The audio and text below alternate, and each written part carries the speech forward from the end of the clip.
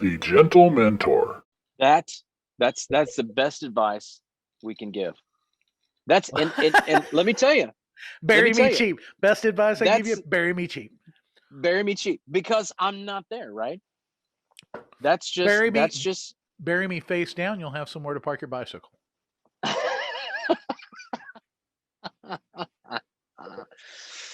or my motorcycle.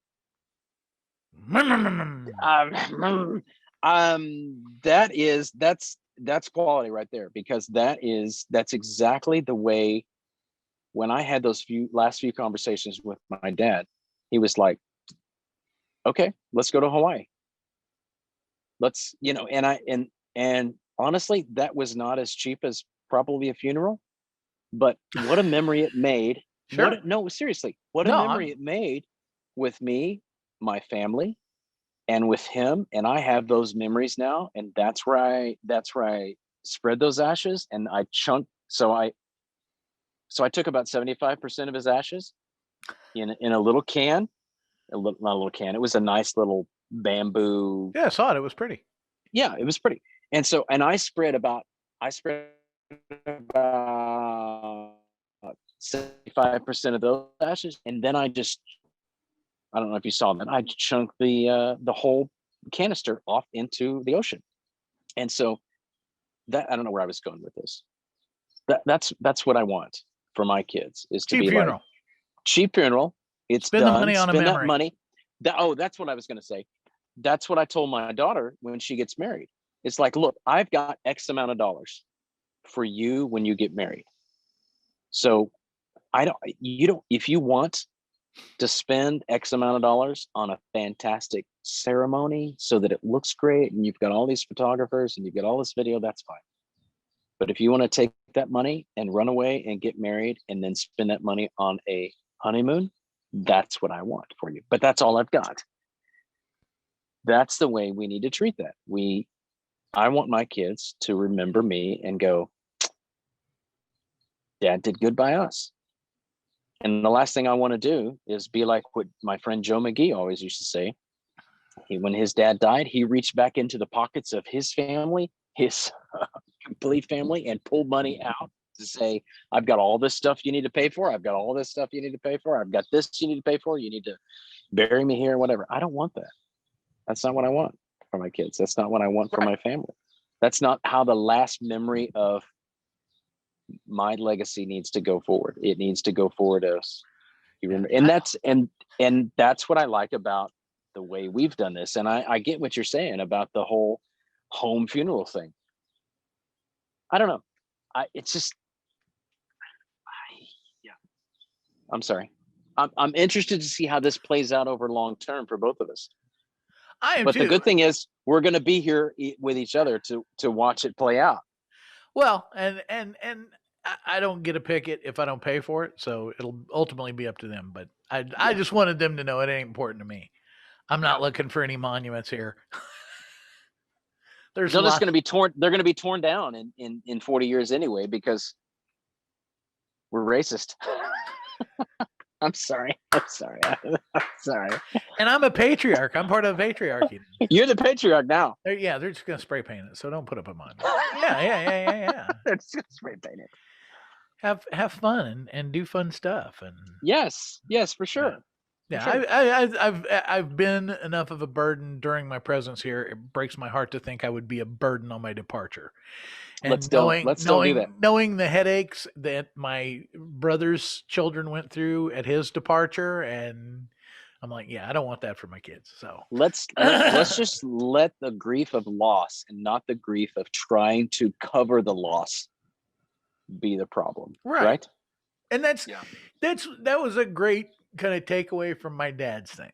Is like there was no, and that's what I kept trying to tell people. I couldn't find a way to say it, but there was no icky with it.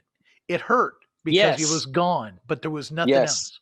There was no bad feelings, or we had a bad conversation, or the relationship wasn't right, or there was none of that. It's just sad because he's gone, and that's not even that sad because he was miserable. So it's like even that's tempered. Right. So yeah, but he hasn't reached back into your pockets of you and your family going,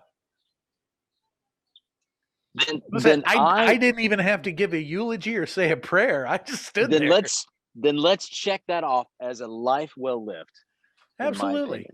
In fact, the only moment that I drew breath was when they called the preacher up, because his name's Doug too, and I didn't realize that. I said, now Doug's gonna get up and say a few words. I'm like, nuh-uh. No, Doug's not. Oh, that Doug. Okay. I can if you want. It's a risky proposition. Many have tried.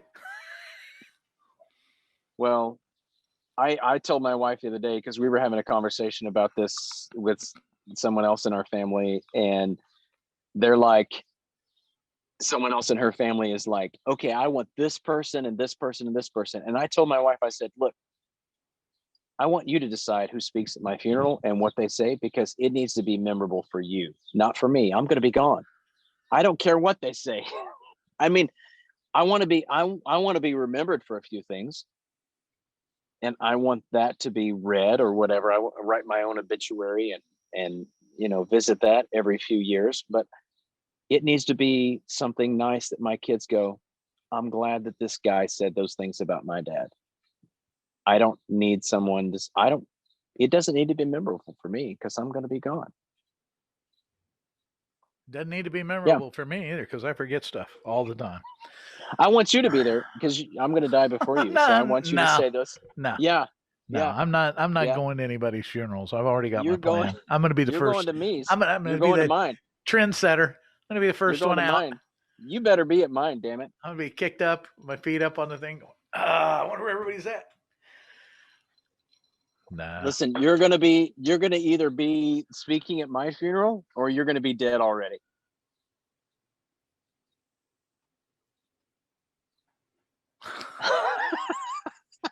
Do I have to pick one?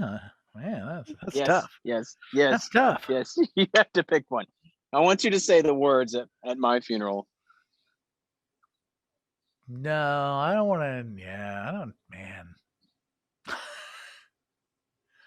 I did one thing at one funeral one time, and it was so hard. It's just so have you ever thought about what your obituary looks like? What you want to be remembered for? No. Why not? What better way to re-engineer your life than thinking about how you're remembered? That's what they did for Nixon, isn't it? Like, everybody hated him. He was the butt of every joke. When that guy died, people had the nicest things to say about him, and nobody remembered anything bad he did ever. But what a better way to rebrand, to reverse engineer your life than to think about what they're going to say at your funeral.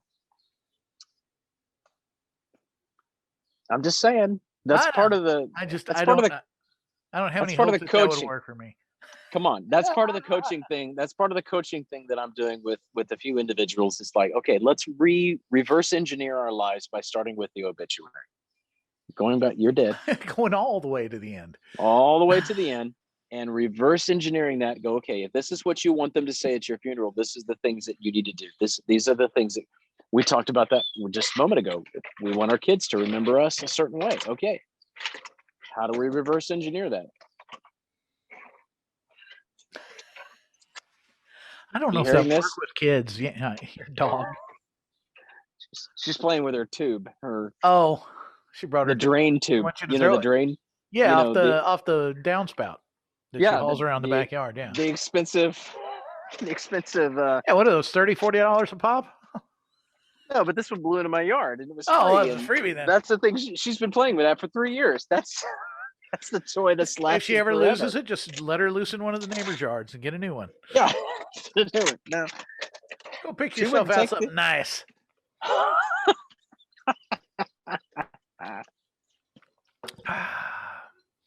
No, man, I kind of confronted myself with a terrible thought many years ago. And that was the thought that, like, here's the truth about life, number 167.2, is that, like, think of everybody you know and everybody you've ever known. And then realize, like, at the end of the day, the thing that separates you from everybody you know is one phone call. And you're either going to get a phone call about them, or they're going to get a phone call about you. And that's how that story ends. And that's just how it ends. And I don't want or care what anyone says at my funeral.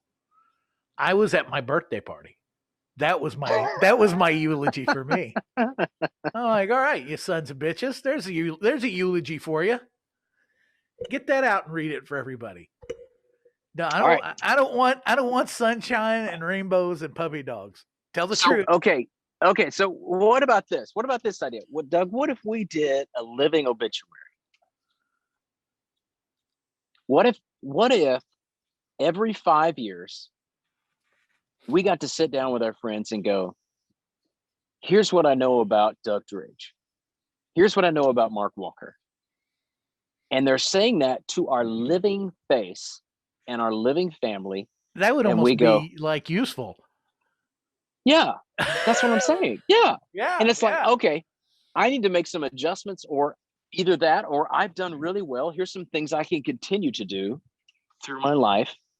As I'm all down with this, a living obituary thing.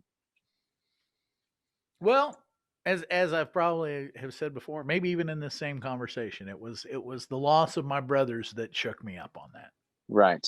It quit being a thing you say, well, you only got, nobody's promised tomorrow and you never know when you're going to have that last conversation. Like 2 of those is like, I'm not missing another conversation. No, I'm not waiting to say anything anymore. I'm just not. I think you're exactly right. And why don't we It's about time. Why don't we go ahead and just say those things about the people who, when they're still living, and go, look, I want you to know this is what you've done in my life. This is how you've affected me. These are the great things that I see that you have accomplished. And we can take that and go, okay, I've done well, or I need to do some work. Well, let me just tell you from my own personal experience that when I try to do things like that, my own personal friends tend to be kind of dismissive about it. What? Nuh-uh. All right. So I think I am not perfect, but I have, like I said, especially like in light of my dad, I know it's shocking. I am not perfect. There, let me just say it again to clarify. Yes, I'm not. What? No. Why didn't you tell me about the secret? I lost my train of thought. I have really tried to restore that relationship with Dad and with my sisters. And you've done great. Well, because that's one thing. Because here's when I tell the story of Doug's dad passed to people that I know that know you or know of you, the first thing they ask me is like, well, was his relationship good with him? He had parents? I said, no, I said, hell yes, his relationship was good. And his dad's relationship with his father, with his dad, with his heavenly father, was good too. And then it's like, oh, okay, what's the problem? No, there's no problem. I just want to let you know that I want you to know that Doug's doing okay. Yeah. And that's the best thing I can boil it down to. I can't say quantitatively if I did good or not. All I can say is that the end result is I know I put the effort forth. And so again, yes, no icky. What else is there? No icky. Yeah. What else is there? What else is there, Doug? Nothing. Done. It's a closed deal. It's done. Okay. I believe so. I feel good. I feel good about you. I feel good about my relationship with my dad. There's no icky. You feel good about your relationship with your dad. There's no icky. Let's make that a common theme in the people in the people that are in our lives. Let's make that a common theme. Yeah. There's no icky. That should be our goal from here on out. We're 50 plus. There's no more icky. That's what I'm trying to do. I've been a heavy supplier of icky for a long time. I'm trying to rewrite that book. Nope. So, there's no icky here. I want you to know that. That's what I want. When I pray and I ask God to forgive me, one of the things that has become part of my prayer life, and it's not scriptural and it's not something anybody taught me, but I started praying for people that I have sinned against and people that I have hurt and offended, just that they'll be able to get healed enough to recover from the damage that I did. And that is, I mean, it's an impossible to go back and undo things, but if anybody can, God can. So I leave that in his ballpark. My ballpark is trying to do as little more of that between now and my box day as I can. So yeah, that's where all my focus is. Fair enough.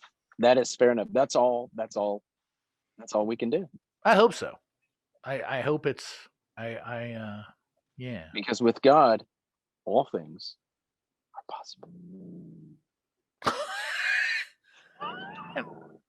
Hey now. Hey. You can't be growling when we're quoting scripture out here. I'm quoting scripture right now. Don't be growling at me. Maybe she's saying amen. Oh, Yeah, that's what it is. glory. Glory. Yeah, video that I sent you today, my friend Sean, or Sean. Yeah. He sent me that. He texted me that. He was showing me that video today. And I was like, you got to send that to me so I can send that to Doug. That video of this banging video. What is that? I've never seen that. How come we didn't see that at FLF? I didn't see that.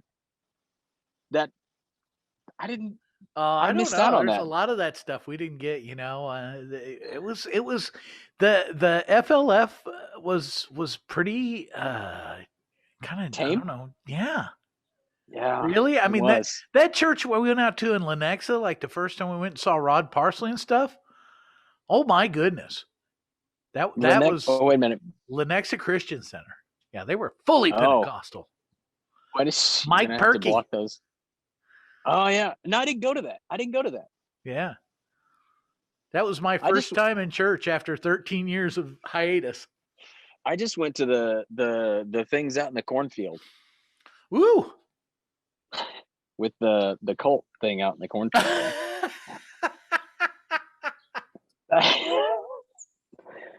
What's his name? What was his name? Is he still around? What's his name? Who's the musician that played the keyboard? Oh, Al. Is it Al? Yes, I think it is Al. Denton, Denson, something like that. Al Denson. Yes. Seems right. I don't know. I assume he is. I have no idea. Look that up. My ears. Look that up right now. Find out. What am I, Christian? Yes. You're the Christian dictionary. Christian, whatever. Expedia. No, not Expedia. What am I thinking of? Wikipedia. Christianpedia. The weird thing is that like there's, over here at the side when you Google search, there's like a little square of pictures. Mm-hmm. So there's all these pictures of Al. But Are we in them? No, but one of them's black. Al's not black. I know. I mean, I love him anyway still, but. Yeah, it's not important to me. It's just that one of these things is not the same.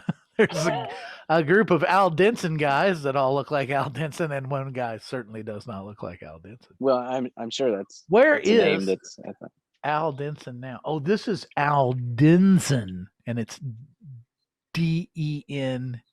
No, that's the same. What was his name of his album? Tabula Rasa. That was his name. The name that of was his one album. of them. Yeah. Tabula Rasa, which means clean slate. Denson resides just outside Dallas, Texas. That's the whole thing. That's it, huh? The answer to where is Al Denson now? Outside of Dallas, Texas. Just go to Dallas, but stop right. I was just there. I was just there a few weeks ago. I could have. Hey, Al. I've been to Denton, Texas. I've never been to Denson, Texas. Uh-oh. There we go. How'd that do that? That's funny.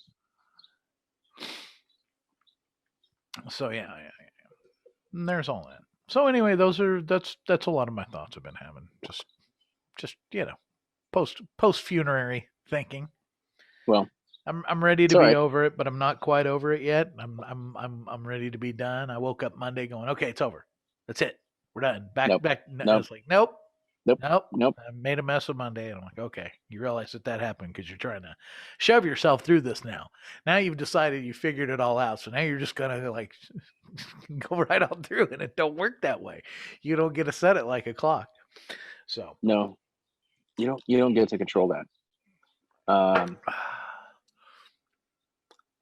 just know you're not alone. You're not alone either. You know what? And here's a strange thing, and this is a good thing too, I think. In the past, I would have easily been able to have taken that kind of mental posture. Yeah. And there's no conceivable way for me to do that now. No conceivable way for you to take what mental posture? That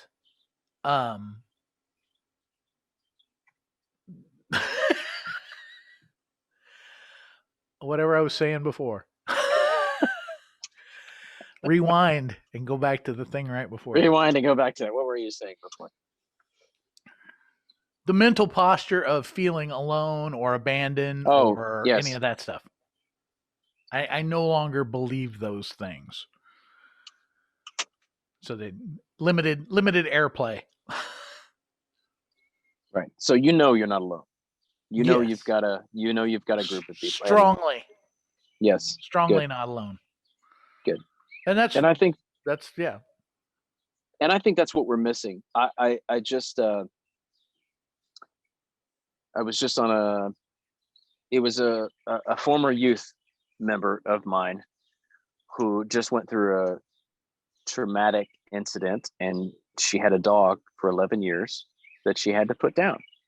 She said, I did not have the choice to put this dog down, but I was forced to make this choice to put my dog down, much like what you were saying.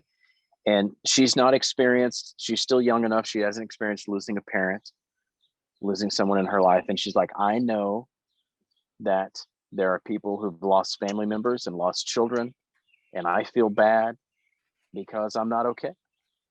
And I'm like, and I remember I commented today on her post. I'm saying, it's okay to not be okay. It's okay. Don't be okay. It's okay. Just don't lie to yourself.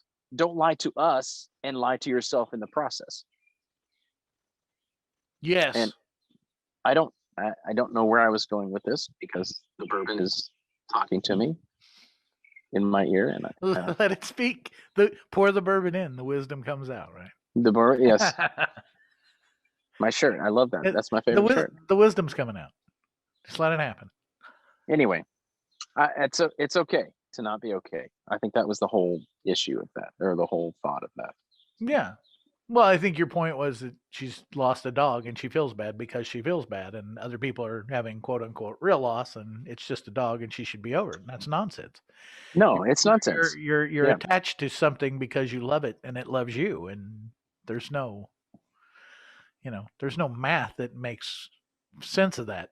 That I've lost so many loved ones, but that experience with Charlie is worse than any of the humans I've lost. Yeah. And I think that's what I was thinking in my mind when I was thinking about that, because I was thinking about you while I was commenting on her post. And I think you said it perfectly. There's no math that quantifies that feeling of loss, especially even when it comes down to an animal that's lived in your house for decades. It's so funny to me too, because I tell people constantly, it seems like, don't follow your emotions. Your emotions are not trustworthy. Yes. And then we have an event like this, and our emotions go haywire, and the first thing we want to do is try to make sense out of them. It's like, emotions don't make sense. Don't do it. You got to feel them, but that's exactly why you shouldn't make decisions based on them, because they're not reliable. Emotions are a good indicator. They're not a good navigator. And people want to, I got to try to make sense out of this. Like, nope. Why? Nope. She was apologizing for, I'm sorry, my posts have not been happy. Who cares? Thank you for being transparent. Thank you for being clear. I love it. I dig it, man. I like that we do this. I like that we have conversations with people, and we have conversations with all kinds of people. Yeah. And yeah, I like it. I like what we do. I like the way you stack the groceries in the freezer. Thank you. Ice cream is first.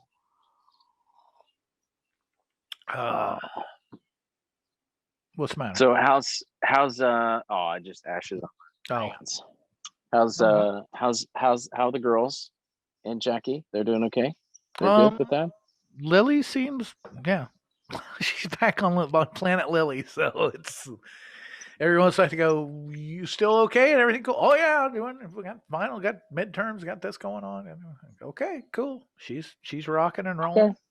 Isabel went for her doctor appointment yesterday and got out of her cast, and she's now in a walking boot. And she got to see her incisions and take pictures of them, and Yeah. and so now she's adjusting to the walking boot and Okay. not very enjoying it yet, but I understand it's got to be a weird sensation to have hardware. When was inside your that? foot. When did she? Oh, so she got some metal inside of her Oh foot? yeah, they did surgery on her the same week. Yeah. She broke it on Sunday, and they did surgery the next Thursday. Right. And so she got some metal. She got some titanium. Now she got a plate and a couple of screws and some wire, so she's Ooh. bionical now. Bionicle. And she went in, Increased her value. yeah, yesterday, and got her walking boot and got to see the X-rays and see she brought pictures of all that home so I can see where her plate and her screws, and I should get a cane for her and send it her way. whittle her one. No. That was the other thing I wanted to do Sunday night. I wanted you to show off your epoxy resin memorial table. I could do that now. If you wish. I wanted to see it and get a little. I've seen your videos, but there's a little detail. Do. Little detail. So can I reverse the camera here? Let's see. Yeah. Maybe, I don't know. Maybe not on Zoom. I'm not sure. Oh, here you go. Oh, nope. What is that? What's happening here? Reverse there camera. you go. There we go. There's the cat. Dog. Sadie.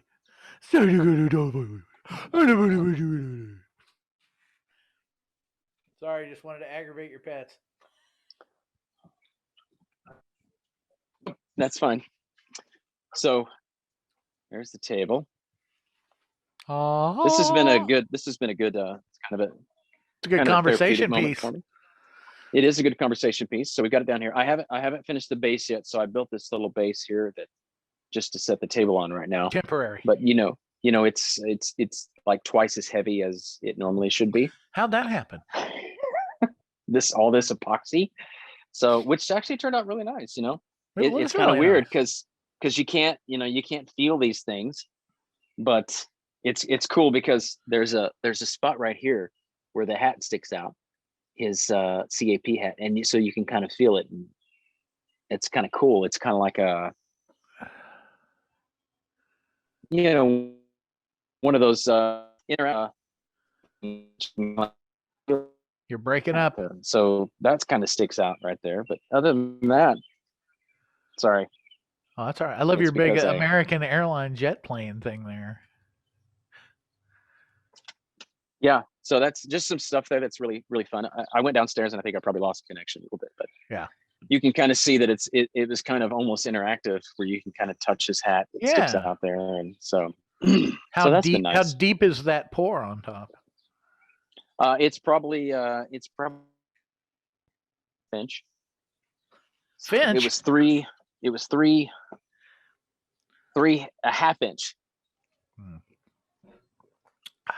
It's probably a good half inch. Not a Finch, but that alone was therapeutic for me in itself. Oh, I'm sure. It looks cool. I dig it. So. Yeah, it's nice. So yeah. So another way to memorialize the loved ones in your life. There you go. With a table. A table that I will sit at and drink whiskey at. And smoke cigars. Cheers. And smoke cigars and pipes.